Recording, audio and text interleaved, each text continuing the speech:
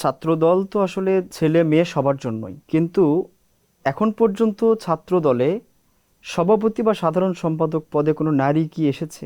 ছাত্র দলের কেন্দ্রীয় সংসদে যে নারী নেতৃত্ব, আপনি যেটা বলতে চাচ্ছেন প্রেসিডেন্ট সেক্রেটারি, দেখেন সামাজিকভাবে বাংলাদেশের কিছু প্রত্যেকটি সমাজ বলেন, পরিবার বলেন, নারীদের জন্য কিছু রেস্ট্রিকশন বা প্রতিবন্ধকতা কিন্তু রয়েছে। সেটা আমি মনে করবো একটি অন্যতম কারণ। কারণ কেন্দ্রীয় ছাত্র দলের সভাপতি সাধারণ সম্পাদক হওয়া একটি স্বপ্নের মতো বিষয়। সুতরাং ওই জায়গায় যাওয়ার জন্য আপনাকে অনেক ঘাত প্রতিঘাত আপনাকে কি বল ফেস করতে হয়।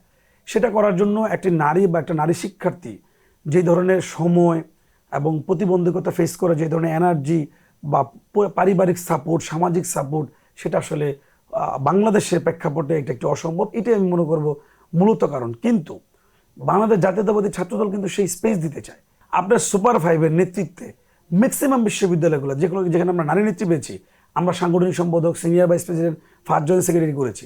প্রেসিডেন্ট সেক্রেটারি করার মতো আমাদের ইচ্ছা ছিল, আমরা তো বলেছিও, কিন্তু পারিবারিক বা সামাজিক প্রতিবন্ধকতার জন্য তারা হয়ে ওঠেনি। তার মানে কি আপনি আপনি যদি যোগ্য নারী পাননি সভাপতি সেক্রেটারি না, হিসেবে? আমরা যোগ্য নেতৃত্ব পাই, কিন্তু সমাজে এবং পারিবারিক প্রতিবন্ধকতার জন্য তারা সেই জিনিসটি পেয়ে ওঠে না।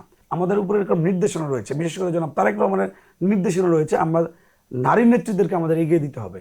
আমরা এগিয়ে দিতে চাই, কিন্তু পারিবারিক এবং সামাজিক প্রতিবন্ধকতার জন্য অনেক সময় নারী শিক্ষার্থীরা ছাত্রদলের প্রেসিডেন্ট সেক্রেটারি হওয়ার জন্য যেই ধরনের ইফোর্ট দিতে হয়, সেই ধরনের ইফোর্ট তারা আসলে দিতে পারে না।